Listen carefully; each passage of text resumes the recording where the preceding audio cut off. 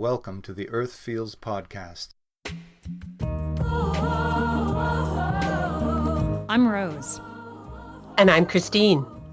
Welcome to Earth Feels, the podcast for people feeling overwhelmed by the endlessly gloomy climate news. Where every week we have soul-based conversations about climate change and explore the idea that climate change may be happening for us as much as it is happening to us. If you are ready to shift your focus and secure the future for our kids and our grandkids, then this is the podcast for you. And yes, we do know how to spell.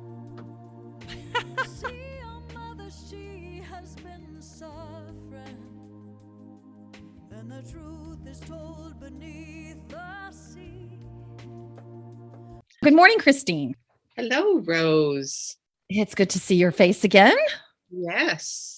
And COP26 is around the corner, which is exciting and terrifying. Yeah, it is. And I think our question for today will be, will COP26 be our turning point? And as I was just mentioning to you before we started recording, I woke up this morning with this Mama Cass song in my head. There's a new world coming and it's just around the bend. There's a new world coming. This one's coming to an end. There's a new world coming, the one we've had visions of, coming in peace, coming in joy, coming in love. And as we've been talking about energy, we know that what we focus on expands. So can we look at COP26 as the beginning of something new? As opposed to, and so then it becomes, can we incentivize this new world to come into play as opposed to, can we put the carrot out there, incentivizing countries to make the change as opposed to punishing them if they don't? So I'd just like to explore the energy around that a little bit. And there's no better person to do that with than an energy practitioner.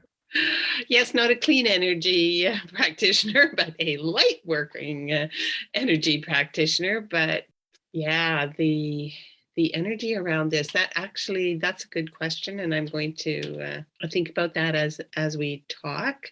I was just mentioning I'd been on social media before this call, and there's so many people talking about it, which is amazing. But the trolls are out again. The haters are going to hate, as you said. As Taylor Swift said, yes. Okay. As you reminded me. So there's still pushback against this new world of peace, joy, and love, and clean energy. But what's fascinating is that the IEA, the International Energy Agency, I think the US actually has its own version of the IEA, which I'm not sure. But it's a very small c conservative energy agency that's been around for decades. It's been allied with oil and gas because that is energy, right? That's what energy has represented. Well, they have net zero by 2050, a roadmap for the global energy sector. It came out in May and it's put out by the International Energy Agency, net zero by 2050. And they are calling for an immediate end to new fossil fuel development. It's been described as radical, this report by this very small c conservative agency. So that came out in May, setting the scene, as it were, for COP26. Climate change is here. We're getting the effects more and more. Here in North America, the global south is really suffering from the effects. COP26 is a pretty big deal because the Paris Agreement was a big deal, but the countries haven't been living up, for the most part, to their obligations. Well, so yesterday I was recording for next week's Best in Climate, researching about COP26, and I came across this meeting that Pope Francis had earlier in the month of October. And he invited to the Vatican 20 spiritual and religious leaders from around the world, Muslim, Jewish, of course, Catholic, ecumenical ministers that represent 50% of humanity. Wow. 50% of humanity. And they got together and they put together a petition that they are sending to the leaders at COP26. On Monday's Best in Climate, Next Monday. I read an essay about this meeting. And then as a bonus, I read the petition and provide a link for anybody who wants to sign the petition and put their name on it, and it will go into the leaders of COP26. So I don't, my work in climate's only been the last couple of years, so I don't have the history that you do. I don't have the knowledge base that you do. But Laudato Si, which was the Pope's caring for our common home, caring for our common planet, caring for our common home. That was put out in 2015, right? Right. He put that out just prior to COP21. Yeah. And it had huge effect. So he's revisiting that, bringing more people in and hoping that it will have a bigger effect even still for the COP26. And I just found that really fascinating that he is calling for believers and non-believers. And he says that in his verbiage. Believers and non-believers have to look at the sustainability of the planet, but also the fact that everything that's alive on this planet deserves to be alive. And he talks about the biodiversity loss and the climate crisis as being twin crises and completely intertwined. I operate on feelings. It feels like to me we're at this crescendo. We see what's happening. We see the wildfires and the floods and the hurricanes and all the craziness, and we're only at 1.1 or 1.3 degrees above pre-industrial temperatures. We see it happening. It's undeniable. And the hope is that we can turn the corner, right now, because we still have time.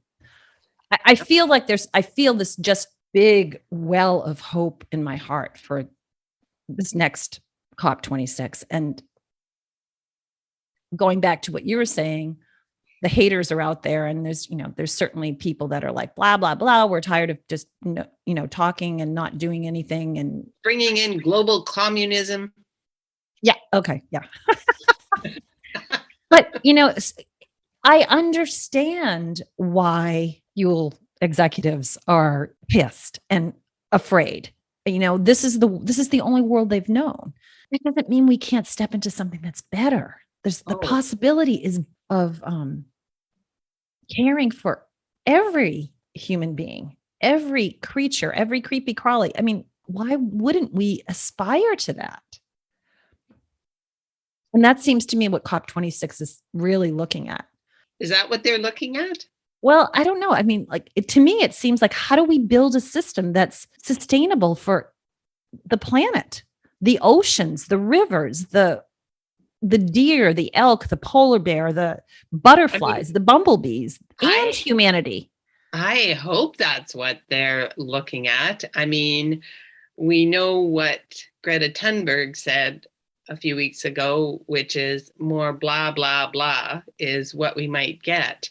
And so I think that's a really important warning, because the Paris Agreement was very exciting. And the fact is that countries are dragging their heels. Here in Canada, our Prime Minister, while he made his Minister of Environment and Climate Change say it, that we need to invest in a fossil fuel pipeline so that we can tackle climate change. So that's been the approach, that we have to have both. And that's why I think the IEA's net zero report is so important, because it's saying, no, actually, you cannot invest in any more new oil and gas project, period. Interestingly, I don't know if you yet have listened to the Best in Climate yesterday, but it happened on a TED stage in Edinburgh last week. It's an article about what happened at a TED stage, where it was the first ever TED solely climate focused conference. They held it in Scotland in the lead up to COP26. It was in Edinburgh. COP26 is in Glasgow. They didn't invite any local climate activists. The local climate activists found out that the CEO of Shell was going to be on the stage. Okay. So they actually got in touch, and TED ended up inviting more of them into the audience even. It was $10,000 to $50,000 a ticket to attend. Oh my God. So you have some idea of the money that was in that room. And so they gave some ticket to more local people, and a 20-year-old climate activist was on the stage on a panel with one other person. I think the fellow Chris Jones might be his name, who created a fund that organized and got three of their sort of clean energy people on ExxonMobil's board. Yeah, I remember that. So he was on there, and then the CEO of Shell. And this young woman, when she got up there, she addressed him very specifically and said, "You are responsible for people dying in the global south. Whatever, I don't know what you're going to say here," but she told the audience, whatever he says, remember that this is happening. So my point is just, there's still a lot of greenwashing going on. And absolutely. Climate conference had the CEO of Shell. Shell has promised to go net zero by 2050. They're greenwashing. But they're going to take as much, they're going to extract as much and make as much profit between now and then as possible. They're going to take us down with them for sure if we let Shell drive the car. Okay. So this is my point though. Money talks. Those people have been in charge for a long time. They're in a lot of people's pockets, right? You look at what's happening in the United States, and Manchin, who's I think he's the senator from West Virginia. He's a Democrat, and he's dragging his feet. Is he a Democrat? He's a Democrat. Well, he's by name. He's a Democrat by name, but he's from West Virginia, which is coal. Whole economy is coal. So under the guise of taking care of his constituents, well, he gets big money from big coal, but there's always going to be that contingent. So my point is, can we shift our focus to what's possible? Because that stuff is noise. Okay. Yes, it's big noise, but if you look at this week, the Ford Foundation is divesting. And Harvard is divesting. These were big holdouts. They're big bucks, big endowments that have a lot of money that's been invested in fossil fuel infrastructure, research, extraction, whatever.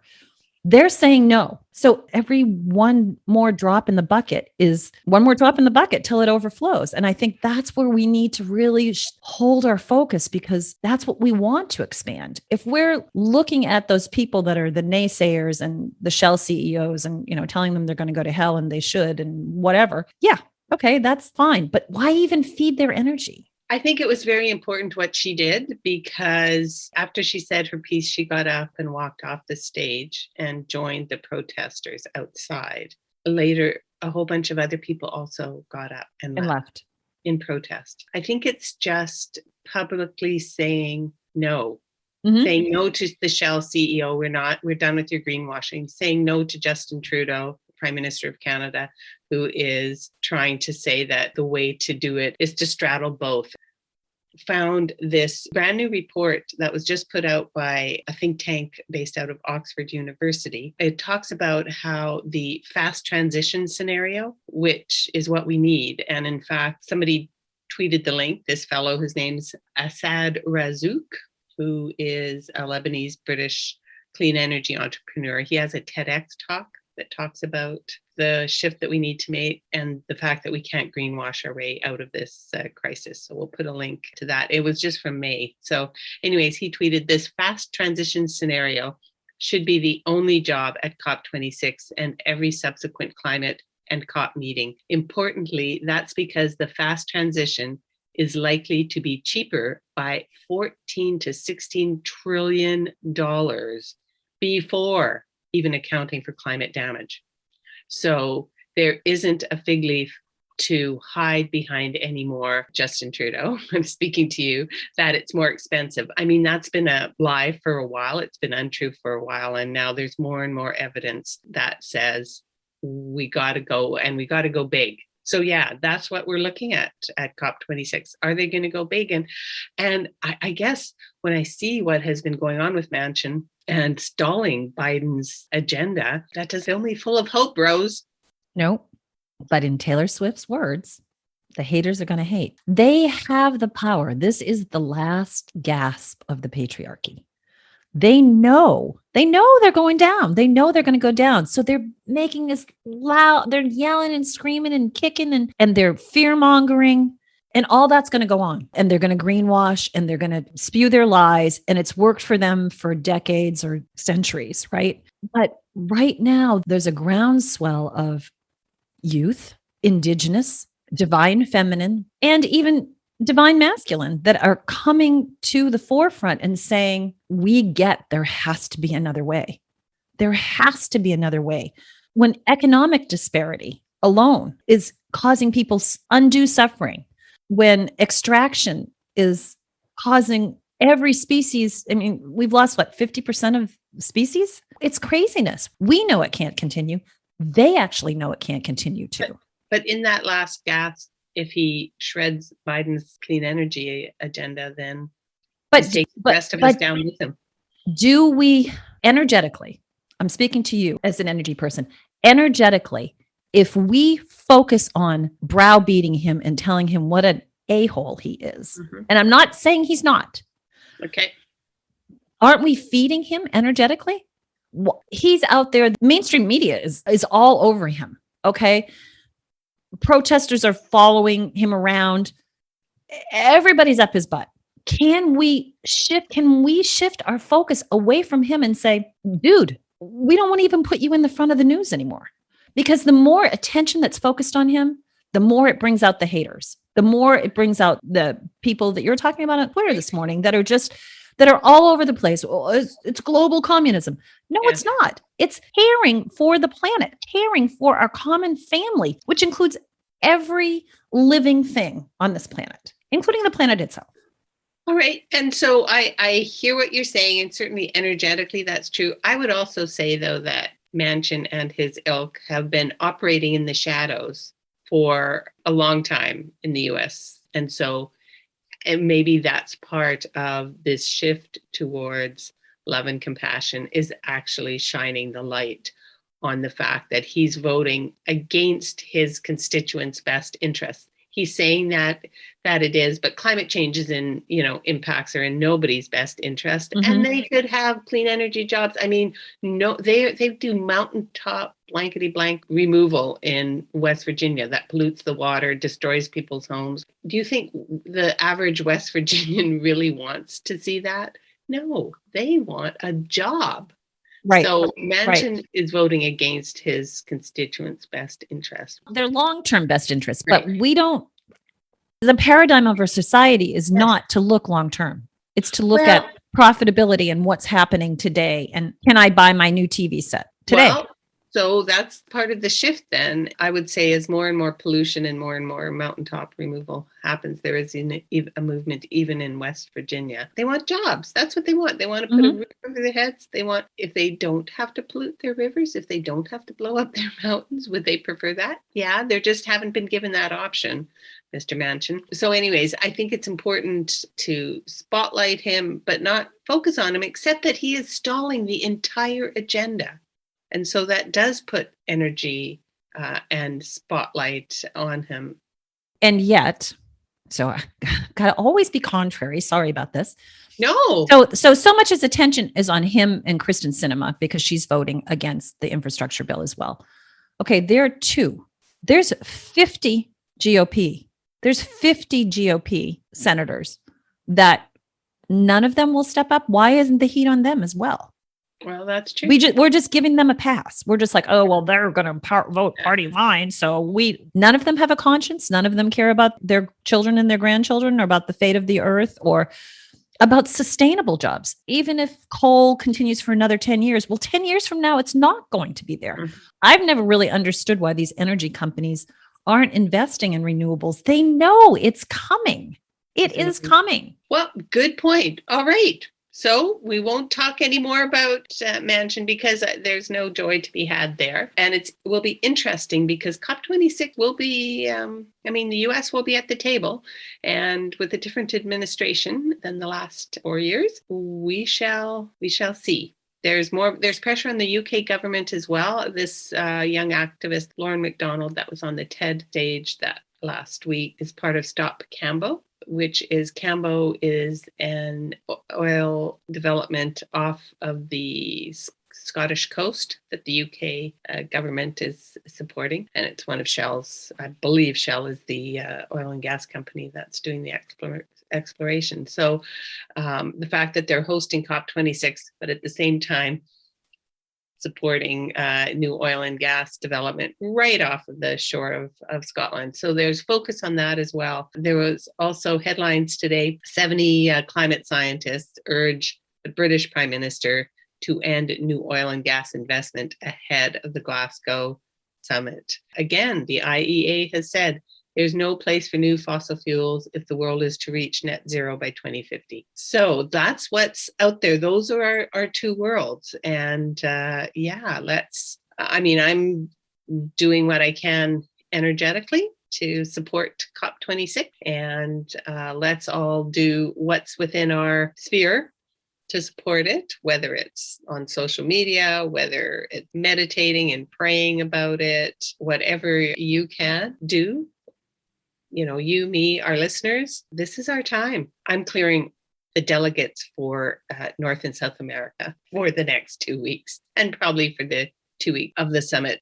How many people are attending COP26? Do you know? There'll be thousands. Yeah. But in terms of countries, I know that China is not going. Xi Jinping, I don't know how to say his name. I can spell it, but I can't say it. And then I think Bolsonaro's not going. Oh, of course. But they're not, is he not sending a delegation? That I do not know. China's not going. He's saying it's because of COVID-19. China? I don't know if he will be attending virtually, but certainly those two economies are important. I think China is the biggest emitter of greenhouse gases at this point, even above the US. Although the fact that we buy so much from them probably puts us over the edge. So just to clarify, Xi Jinping isn't going to attend. Xi Jinping isn't. But that's the second week that the leaders come. The first week is all negotiators. Okay. And it's him specifically, not that China won't be there. China Okay. My understanding was that the leaders come with the proposals that are already been put in place to present what they are willing to commit to. It's pretty important that they're there, but he probably will attend virtually, if not. Now, that hasn't been confirmed, but because it's the COVID reasons, so that would be a way for him to be involved. And Brazil is attending, but probably not the president, but they definitely will be there. Brazil. So again, they're going to be at the table negotiating. I don't know about Bolsonaro. Brazil to use COP26 to boost image of the country's farming. So they have plans to be there, but possibly not their leaders. It'll be interesting to see what happens. Yes, it will be. And I'm going to remind our listeners to stay tuned because next Friday's episode, the last one before COP26 starts on October 31st and the Friday is the 29th. So that's our opportunity. And we're hoping to have a collaborative effort of diverse voices from around the globe, climate concerned people from around the globe weighing in on what they would like to say to the leaders at COP26. And so stay tuned for that, including at least one of them, the young people is going to actually be at COP26. So Nice. So do we have any good news? I have some good news. Can I share the good news? Sure. Have you heard William Shatner's conversion experience? Have you heard him talk about his trip into space? I have. That's lovely. And I thought the timing was pretty good because it was the month of leading up to COP26, and he went up into space and was moved to tears, thinking about what we're doing to this planet. And he said, global warming, we got it, it's devastating. He talked about how beautiful the Earth was in the darkness of space. So we'll put that on the episode page. Thank you, William Shatner, who is Canadian. Did you know that? Captain Kirk from Star Trek. Some of our younger listeners, if we have any, might not know who he is. So. I'm sure everybody knows who knows William Star Shatner. Trek. 90 years old, went Yep. up in space. I thought he might not come back, but there you go. And do we have any action tips? Well, I encourage people to focus positively on COP26. What else? Yeah, that's what I would say. Hold space for the possibility of the world our hearts know is possible. It's Right. there. I'd like to close with a quote from Arundhati Roy. And it's just part of her quote, but it says, "Another world is not only possible, she is on her way. On a quiet day, I can hear her breathing." Lovely. Thanks for listening. That's this week's episode of Earth Feels. Special thanks to singer-songwriter Kristen Hoffman for generously allowing us to use Song for the Ocean. Thanks for listening. Don't forget, subscribe to our podcast so you don't miss an episode. Catch you next time. Bye-bye. Children of the earth, I'm calling out. There's a mission for you and for me.